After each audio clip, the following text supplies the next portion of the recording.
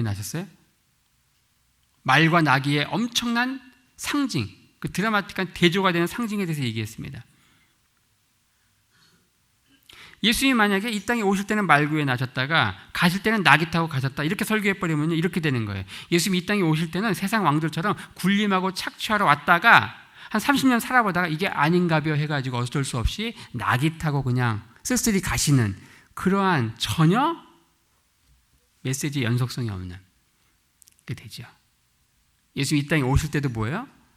나귀구이에 오셨고 일평생을 평화의 왕, 겸손의 왕으로 백성들 낮아서 섬기고 심지어 자기 목숨을 대속물로 내어주시면서 마지막 가실 때도 나귀를 타고 입성하신 거죠. 그래서 우리가 예수님이 저 말구에 나셨다 얘기하는 표현, 이게 물론 몰라서 그러는 거죠. 결코 적지 않은 실수라는, 간단치 않은 실수라는 것을 알아야 됩니다. 벌써 이제 연말도 다가오고 성탄절 12월 25일 성탄 예배 때 제가 확신합니다. 전 세계 많은 교회에서 이런 설교가 울려 퍼질 거예요. 예수님께서 하늘 보자 버리시고 저 비참한 베들레헴 말구에 나셨다 이렇게 선포하실 때마다 지금도 천국 보좌 우편에 앉아 계신 예수님은요 굉장히 씁쓸하실 거예요. 난 절대 나귀구에 난 적이 없는데. 그렇게 설교한 사역자 나중에 이제 오면 한 대씩 꿀밤 한 대씩 맞을 거예요. 하지만 저는 한 가지 확신합니다. 오늘 성탄 예배 때 선포되는 그 성탄 메시지, 최소한 이 군산 필그림 교회에서만큼은 예수님께서 저 비참한 말구유니 마구간이니 그런 얘기는 절대 안 나올 것이다. 성경대로 그냥 구유, 좀 덧붙이면 나귀구유에 나셨다 이렇게 선포가 될 겁니다. 그러겠죠? 네. 자, 말과 나귀의 정말 극명한 대조에 대해서 이야기했습니다. 다음 신문 한번 보겠습니다.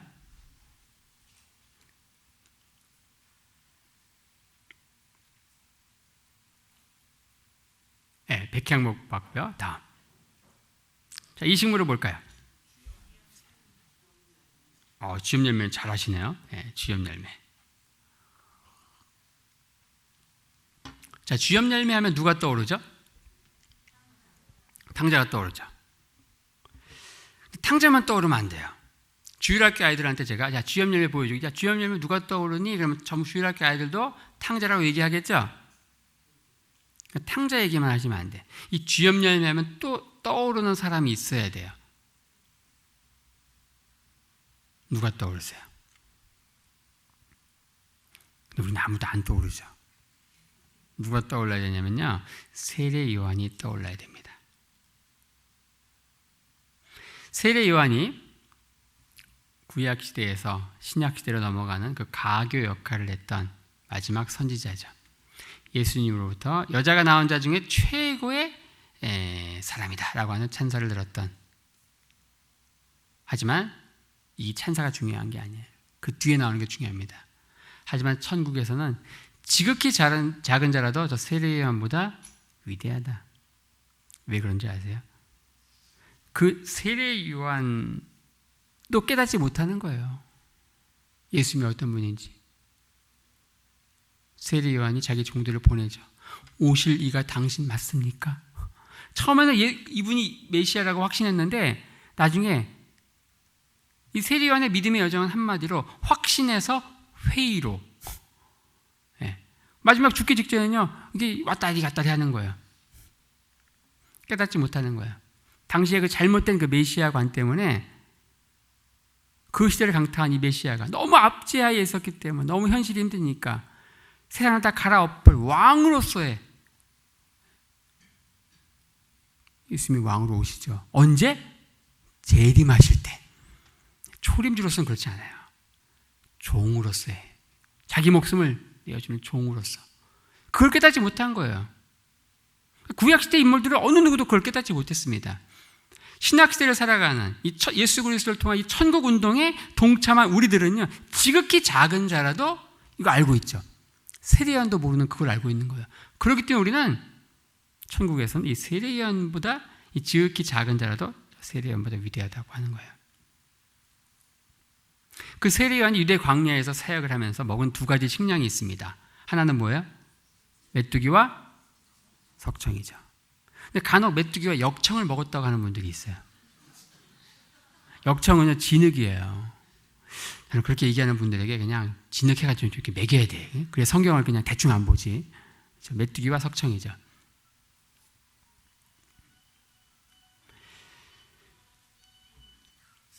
네. 메뚜기와 석청을 먹는데, 아까 보신 그 주염 열매가 메뚜기와 석청 가운데 하나와 관련이 있습니다. 뭘까요? 메뚜기일까요? 석청일까요?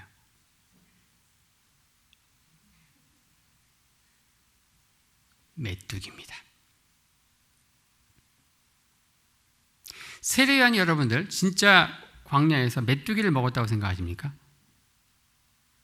여러분들이 성지순례라는 이름으로 이스라엘 유대 광야, 세례 요한이 사역했던 유대 광야를 한번 와보셔야 돼요. 와보시면은요, 풀이 없어요. 돌멩이밖에 없어요. 이스라엘 메뚜기가 아무리 성령 충만해도 풀이 없는, 돌멩이밖에 없는 그런 환경에서 자랄 수가 없습니다. 세례 요한이 절대 곤충 메뚜기를 먹을 수 없는 이유, 유대 광야에 곤충 메뚜기가 없어요. 두 번째 또 이유가 있습니다. 세례 요한이 절대 곤충 메뚜기를 먹을 수 없는 두 번째 이유. 여러분 그거 아십니까? 이 곤충 메뚜기가요, 대단한 스태미나 음식입니다. 제가 한의사로서 강추하는 거예요. 딸리시는 분들 곤충 메뚜기 드시면요, 힘이 불끈불끈 납니다. 장어의 10배. 이 정도면 됐죠? 이제 다 알아들으시고, 처음엔 몇 분만 이제 알아들으셨는데 지금은 다 알아들으시고 굉장히 음흉한 웃음을 짓고 계세요. 여러분, 세례 요한이 결혼했어요, 안 했어요? 결혼도 안 한 싱글 사역자인 세례 요한이 하루 세끼 이 곤충 메뚜기 후라이팬에 볶아 드시면은 어떻게 될까요? 광야의 긴 밤을 보낼 수가 없겠죠. 밤마다 허벅지를 꼬집으면서 참아야 하는 일이라 이렇게 되겠죠. 세례 요한이 곤충 메뚜기를 먹는 것은 마치 첩첩산중에서 수도하시는 스님께서 하루 세끼 마늘 구워 잡수시는 거하고 똑같은 현상이 발생합니다. 그러니까 세례 요한이 곤충 메뚜기를 먹을 수 없는 거예요. 맞지 않는 식사고 또 곤충 메뚜기가 없어요. 아까 보여드린 이 쥐염 열매 한번 볼까요? 이 쥐염 열매를 유대인들이 뭐라고 얘기하느냐? 메뚜기처럼 생겼다 그래가지고 메뚜기 열매라고 합니다.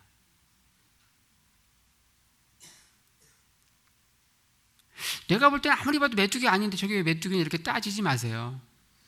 문화라고 하는 것은 그런 게 아니에요. 유대인들은 저걸 보고 메뚜기처럼 생겼다 해서 메뚜기 열매 그래요, 그냥. 난 아무리 봐도 메뚜기 아닌데 그렇게 따지지 마세요. 문화라는 건 그래요. 예를 들어서 한국 사람들이 까마귀 날자 배 떨어진다 그러죠.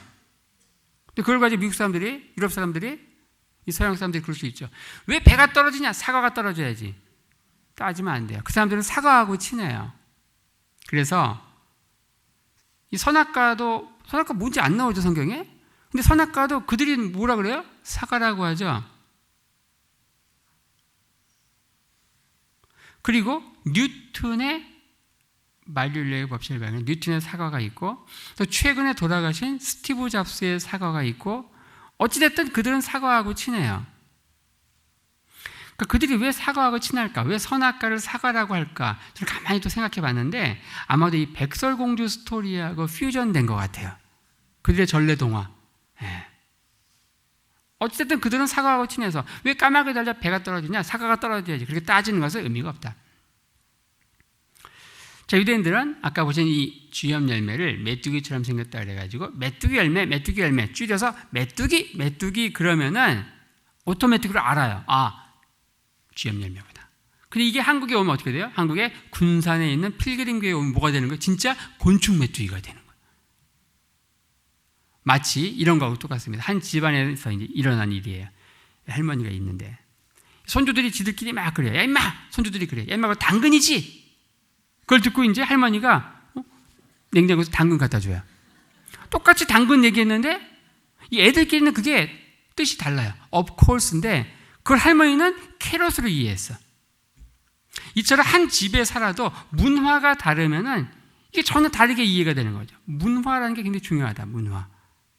아마 여기 계신 장로님, 권사님 세대들, 요즘에 10대 아이들이 사용하는 이 SNS를 통한 이런 용어들 전혀 이해 못할 겁니다. 웬만하면 다 줄여서 얘기합니다. 다 줄여서 얘기하죠. 별것도 아니에요. 정모래, 정모. 뭐냐 했더니 정기 모임이라고 하더라고요. 대단한 건 무슨 모자 이름인 줄 알았는데 정모래, 정모. 그러면서 저도 9세대, 50세대로 가는 것 같습니다. 당근. 한 집안에 살아도 이렇게 문화가 다르면 이해를 못하는 거예요. 성경이 참 어렵죠. 왜 어려운지 아세요? 성경이 저렇게 쉬운 책이 아닙니다. 왜 어려운지 아세요? 성경이 왜 어려울 거라고 생각하세요? 성경은 한 집안에 살아도 그런데 있죠. 한 두 세대만 차이가 나도 이렇게 문화가 다르잖아요. 근데 두 세대가 아니에요. 성경. 한 2000년에서 3500년이라고 엄청난 시간적인 갭이 있어요. 더 나아가서 한 집안에 살아도 그런데 이거는 한국과는 지구 반대편에 이스라엘이라고 하는 공간적인 또 갭이 있어요. 또 하나, 우리에게 전혀 익숙하지 않은 중동 히브리 문화라고 하는 문화적인 갭이 있어요. 엄청난 갭이에요. 그래서 어려운 거예요. 우리가 열심히 없어서 한국 성도들만큼 열심히 성경 공부하고 기도 많이 하는 민족이 어디 있습니까? 열심히 부족해서가 아니에요. 그런 갭 때문에 그런 거예요. 그래서 많은 분들이 성경을 읽을 때 정말 시험에 드는 말씀이 있어요. 이번 집회 요절 말씀이죠. 시편 119편을 읽을 때마다 정말 시험에 들어요. 시편 기자가 그렇게 얘기합니다. 주의 말씀이 내 입에 꿀처럼 달다. 또 때로는 막 내가 주의 말씀을 사모해서 막 헐떡였다. 사슴이 시냇물을 찾는 것처럼 막 헐떡해서 먹었다는 거예요. 근데 말씀은 읽지만 우리 마음에 공감이 안 돼. 주의 말씀이 정말 내 입에 꿀처럼 달고 막 헐떡이고 그래요? 드라마는 꿀처럼 단데 성경은 그렇지 않죠. 많은 분들이 이 말씀을 읽을 때마다 시험에 들어요. 왜 시편 기자에게는 꿀처럼 단 이 성경이 나에게는 수면제냐? 밤에 잠이 안 와요. 가장 강력한 수면제를 먹어요. 그런데 약발이 안 들어. 그때 성경을 딱 펴서 읽으면은 정확히 5분을 넘기지 않고 깊은 숙면에 들어가는 자신을 보면서 시험에 드는 거죠. 왜 시편 기자에는 꿀처럼 단 이 성경이 나에게는 수면제냐? 그런 궁금증을 가지고 계속 시편을 읽다가 해답을 찾았어요. 2장 더 넘어가면 이런 말씀이 나옵니다. 주께서 사랑하시는 자에게 잠을 주시는도다. 아, 주님께 나를 특별히 사랑하시기 때문에 나는 말씀 펼 때마다 이렇게 깊은 숙면에 들어가는구나. 이렇게 해답을 얻었다고 하면은 맞지 않겠죠. 왜 시편 기자에게는 단 하나의 말씀이 우리에게는 수면제인가? 지금도 한 두 분이 깊은 숙면에 계시는데 저는 이런 비유를 듭니다. 여기 수박이 있어요. 수박은 어때요? 꿀처럼 달죠? 유대인이나 한국인이나 다 꿀처럼 달아요. 그런데 만약에 어떤 사람이 수박을 처음 봤어요. 어떻게 먹는지 몰라요. 그래서 수박을 난생 처음 본 거예요. 저는 저기 대만인가 갔더니 난생 처음 보는 과일들이 있는 거예요. 어떻게 먹는지 모르죠. 마치 그런 것처럼 수박을 처음 봤어요. 근데 이 사람이 수박을 어떻게 하냐면 지금 수박이 꿀처럼 달다고 하니까 막 어떻게 갖다 놓고서 열심히 막 빨아요. 수박 겉을 열심히 빨아. 땀을 뻘뻘 흘리면서 빨아요. 그래서 왜 안 달지? 그래가지고 주여 3창 하고 나서 빨아. 그럼 달아질까요? 약발이 약한가? 그래가지고 골방에 들어가서 한 2시간 방언기도 하고 나서 이제 빨아. 그럼 달까요? 안 달죠. 너무 어처구니 없는 비유인데 이게 우리가 지금 하고 있는 현실이 그래요. 수박은 어떻게 해야지 답니까? 말이 필요 없죠. 왜? 문화. 이 수박을 먹어봤고 그냥 말이 필요 없는 게 문화예요. 문화적 공감대예요. 수박을 잘라서 그 안에 있는 빨간 부분을 먹어야지 달어. 이렇게 설명 안 해도 수박은 꿀처럼 단 거예요. 그런데 왜 시편 기자에게는 꿀처럼 단 성경 우리에게는 이게 땀을 뻘뻘 흘리고 있는데 달지 않은 이유가 있어요. 그것은 바로 이 성경은 수박 껍질처럼 유대인들의 문화와 풍습 이런 배경이라고 하는 딱딱한 껍질, 그들 문화 속에 있는 사람들에게는 당연히 공감하고 설명이 필요 없는 것이지만 우리들에게는 필요한 거예요. 설명이 필요한 거예요. 그 문화를 알아야만 꿀처럼 느껴지는 거예요. 그 딱딱한 껍질, 문화라고 하는 껍질로 입혀져 있는 거기를 뚫고 들어가야 돼요. 그래서 때로는 40일 금식 기도로도 안 뚫리는 말씀이 한 권의 책으로 뚫리는 거예요. 그 문화에 대한 그 설명이 쓰여 있는 그 책들을 통해 뚫리는 거예요. 때로는 영성만 가지고 안 되는 거예요. 때로는 지성으로. 그렇죠? 그러니까 책 읽기를 삼아야 돼요. 기도도 열심히 해야 되지만 책도 많이 읽어야 돼요. 난 성경만 읽고 하나님이 주신 직통 계시만 너무 그렇게 하지 마세요. 하나님도 힘들어요. 하나님이 요즘 많은 또 사람들도 책을 쓰게 했는데 그런 책 중에 하나가 이제 제가 쓴 책입니다. 여기서 잠시 PPR 광고 이제 들어갑니다. 하나님께서 이스라엘 10년 정도 이렇게 사역을 하면서 주신 깨달음을 하나하나 주제별로 정리한 게 바로 열린다 성경이라고 하는 책입니다. 그 첫 번째 책이 식물편이에요. 여러분들 어제 오늘 내일 나누는 주제가 제 책의 첫 번째 책 식물편. 그거 가지고 하는 거예요. 그거만 다 못할 겁니다. 그거 자체 다 하려면 한 30시간 해야 되는데 그러니까 제가 그랬잖아요. 여러분들 밤샐 수 있으면 전 다 할 수 있는데 애께서 다 뽑아달라 해서 저는 준비했었는데 어제 밤 좀 더 했으면 몇 분이 사망하시는 상황이었어요. 두 번째가 이제 광야편이고요. 세 번째는 성전, 네 번째는 절기, 다섯 번째, 여섯 번째는 생활풍습, 일곱 번째는 동물. 이 일곱 권이 열린다 성경이라고 해서 딱 제목으로 세트로 이제 팔리고 있습니다. 유대인들의 문화를 알 때 성경이 열린다. 뭐 그러한 주제입니다. 굉장히 쉽습니다. 무엇보다 중요한 것은 그림이 많다는 거. 그 페이지가 빨리빨리 넘어간다는 거. 자, 이 주염 열매, 이 주염 세례 요한이 진짜 곤충 메뚜기를 먹은 게 아니고 이 주염 열매를 먹었다는 거. 이 주염 열매가 무엇을 상징하는가? 제가 12시까지만 할 테니까 시계 보지 마시고. 자, 주염 열매. 가난과 궁핍을 상징합니다. 이스라엘 사람들의 성경 주석인 탈무드, 미드라시에 보면요. 이런 표현이 나옵니다. 어떤 사람이 하나님 앞에 진정 돌이키려면은 그 사람이 주염 열매를 먹는 상황으로 떨어져야만 된다. 이렇게 나옵니다. 이 주염 열매가 어떤 건지 아시겠죠? 이건 뭐냐? 유대인이나 한국인이나 배부르고 등 따수면 절대 주님께 돌아오지 않는다는 거예요. 주염 열매를 먹는 상황은 뭐냐? 최악의 가난과 궁핍 최악의 상황이에요. 탕자가 그랬죠. 탕자. 우리는 탕자 이야기를 읽습니다. 똑같은 돌아온 탕자. 예수님은 비유가 아니면 말씀하지 않았다 할 정도로 엄청나게 많은 말씀을 비유로 하시죠. 예수의 비유를 연구한 학자들은 한 40여 개, 적게는 많게는 60여 개의 비유가 나온다고 하는데 정말 이 비유가요. 예수님 왜 비유로 말씀하셨을까요? 이해하지 못하게 알쏭달쏭 우리를 골탕 먹이려고 비유로 말씀하셨을까요? 아니죠. 쉽게 이해하도록 하기 위해서 비유로 말씀하신 거예요. 예수님은요 최고의 스토리텔러입니다. 최고의 이야기꾼이에요. 비유로 이야기하시는데. 근데 문제가 있어요. 그 비유는요, 그 시대를 함께 살아가는 그 역사적 배경, 문화적 배경, 지리적 배경, 이 모든 것들이 총망라되어 있는 종합 선물 세트예요. 그 중에 하나라도 없으면은 깨닫지 못해요.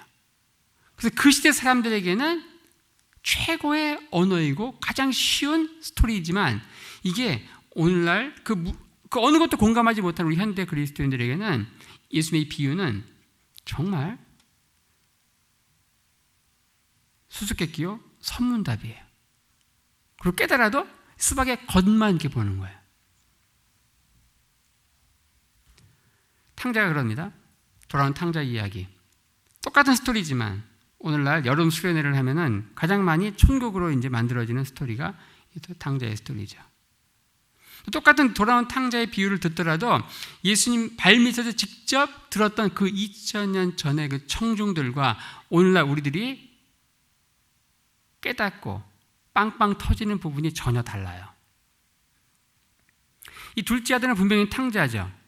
하지만 현대인들이 보는 기준에서의 탕자와 성경시대 예수님 말씀하신 그 의도에서의 그 탕자는 전혀 다릅니다. 현대인들은 왜 탕자라고 생각하는지 아세요? 아버지가 피땀 흘려 번 그 돈을요 허랑망탕하게 다 썼어요. 그래서 탕자예요. 근데 그게 아니에요, 성경에서는. 자, 이겁니다. 아버지가 멀쩡히 살아있죠? 근데 둘째 아들이 뭐라 그래요? 아버지, 저 유산 주세요. 여기서 경악을 하는 거예요. 당시 청중들이 여기서 완전히 두 손 두 발 다 드는 거예요. 거기서 막 나오겠죠. 온갖 추임새가 나옵니다. 저런 호로 자식. 근데 우리는 거기서 놀라지 않습니다. 왜냐하면 오늘날 현대사회에서는 충분히 그럴 수 있어요. 이렇게 얘기하죠, 아들이. 아버지, 어차피 저한테 줄 거 아니니까 미리 유산 떼주세요. 아버지도 그럽니다. 어차피 너한테 갈 거니까 미리 떼줄게. 뭐 집이나 얻어라, 사업해라, 할 수 있죠. 근데 성경시대에 용납할 수 없는 거예요. 오늘날처럼 무슨 금융자산이 있는 게 아니죠. 다 토지가 재산이죠. 더 나아가서 아버지가 멀쩡히 살아있는데 아버지에게 유산을 요구하는 것은 아버지 죽으라는 거예요. 성경시대 개념에서는. 무시무시한 얘기입니다. 그건. 거기서 탕자의 이유인 거예요. 두 번째 뭐냐?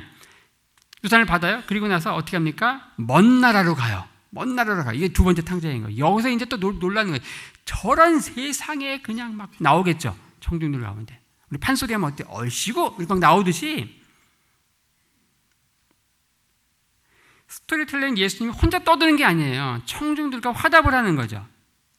제가 강의를 하지만, 제가 이렇게 말씀 인도하지만 여러분들도 헛소비가 아닌 이상, 목석이 아닌 이상 가만히 있지 않죠. 뭔가 반응이 오죠. 그렇죠? 그런 것처럼 먼 나라로 가는 거예요. 이게 여기서 엄청난 거예요.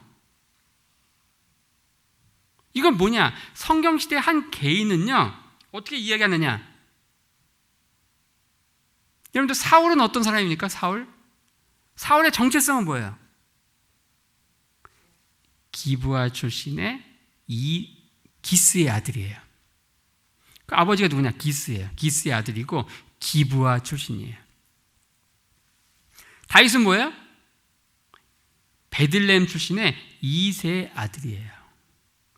성경시대의 한 개인의 정체성은 그 누구의 아들인가? 그 가족 공동체. 또 어느 고향 사람인가? 그 지역 공동체. 그러니까 먼 나라로 갔다는 것은 뭐예요? 그 한 개인을 붙들어준 두 개의 정체성. 하나는 지역 공동체, 또 하나는 가족 공동체를 다 떠나간 거예요. 이건 상상할 수 없는 거예요. 오늘날은 뭐 이사 수시로 가고 본적지하고 현주소가 일치하는 경우가 없지만 그 성경시대는 본적지가 현주소예요. 항상 초본 뛰어볼 필요도 없어요. 같은 곳이에요. 현주소예요. 그러니까 먼 나라로 가죠. 그리고 거기 가서 이제 허랑망탕하게 돈을 쓰는 거예요. 그건 마지막인 거예요. 근데 현대인들은 앞에 두 가지 놓치고 이제 허랑망탕하게 쓴 거. 먼 나라로 가고 주로 이제 그 먼 나라가 어디로 묘사됩니까? 라스베가스로 가지고 뭐 갬블을 하고, 그렇죠? 거기서 이제 이 탕자가 비글을 만나고 그게 중요한 게 나옵니다. 이 탕자가 뭐랍니까? 돼지치기를 해요. 돼지치기. 이게 중요합니다.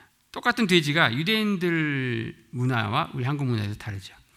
이 돼지가요, 한국 사람 꿈에 나타나야지 좀 대우를 받습니다.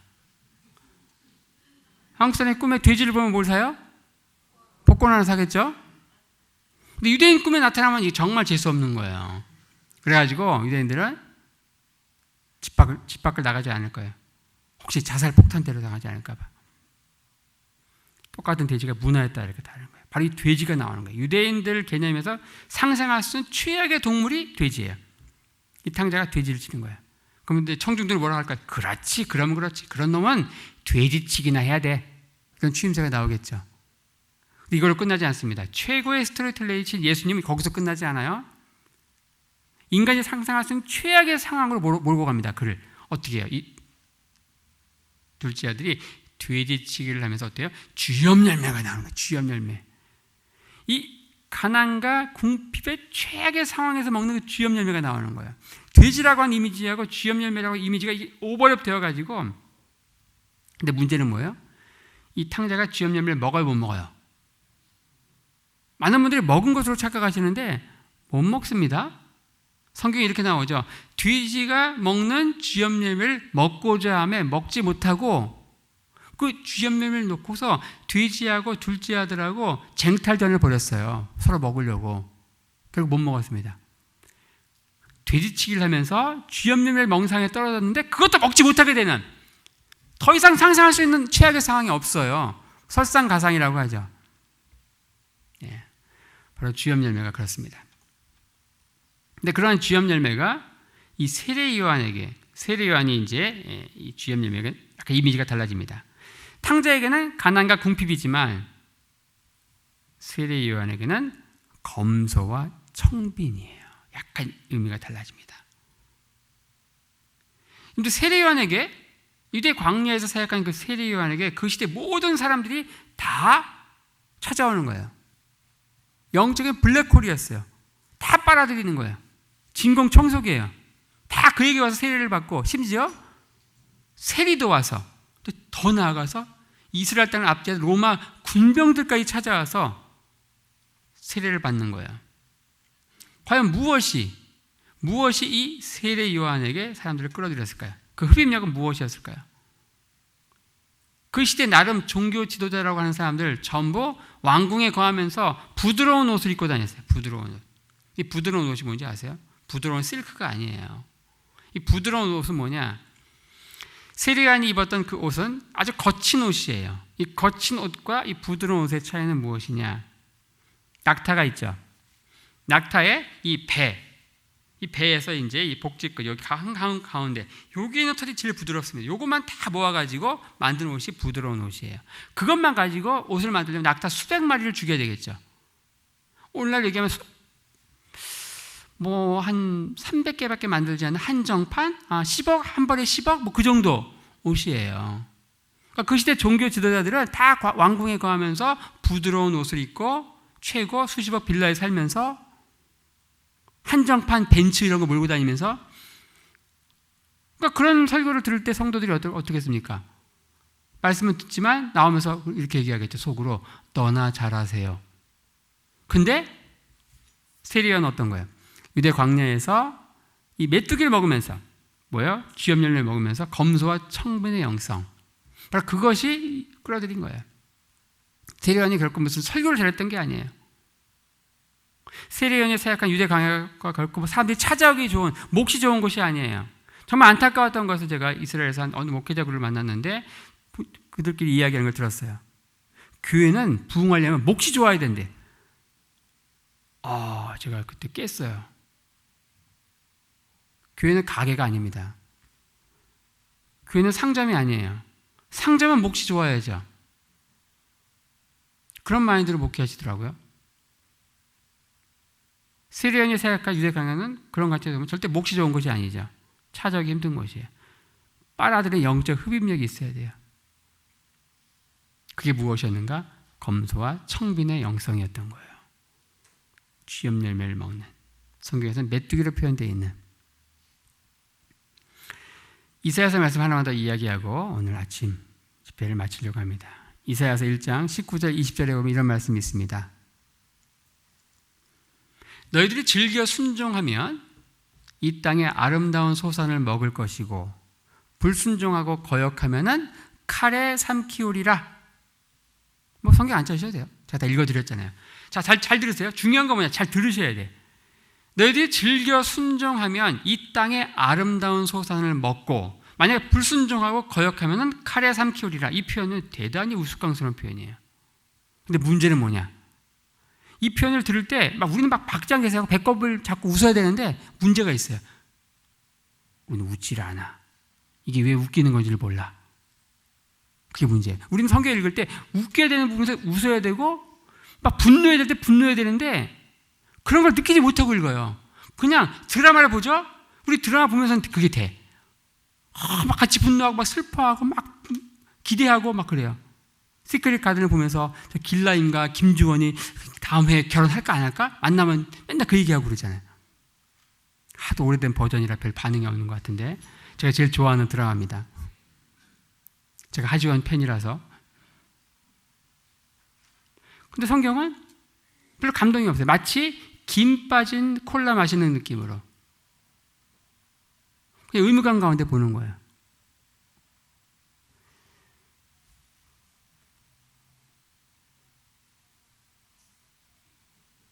아주 우스꽝스러운 표현입니다. 이거는 너희가 즐겨 순종하면 이 땅의 아름다운 소산을 먹고 불순종하고 거역하면 칼에 삼키우리라. 제가 이렇게 얘기하겠습니다. 현대 버전을 바꿀게요. 제 아들이 대학을 들어갔어요, 작년에. 근데 이제 한국말도 딸리고 외국에 있다가 이제 중간고사 시험을 공부하는데 막 힘들어하더라고요. 제 아들한테 이렇게 얘기했다고 쳐요. 실제 있었던 일은 아닙니다.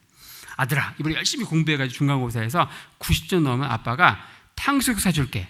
근데 만약에 60점도 안 넣으면은 너 부엌칼 입에 물고 있어.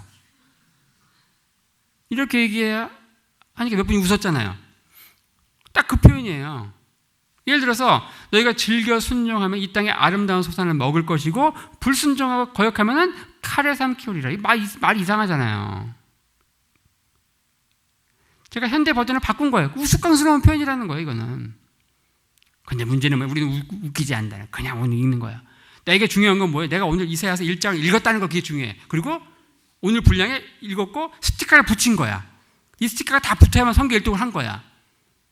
그 성경 십독을 해야 되고 남들 구독할 때 난 십독을 해야 되고 십독했다고 또 얘기해야 돼. 자랑해야 돼. 그게 중요한 거야. 그게 근데 그런 게 중요한 게 아니라는 거야.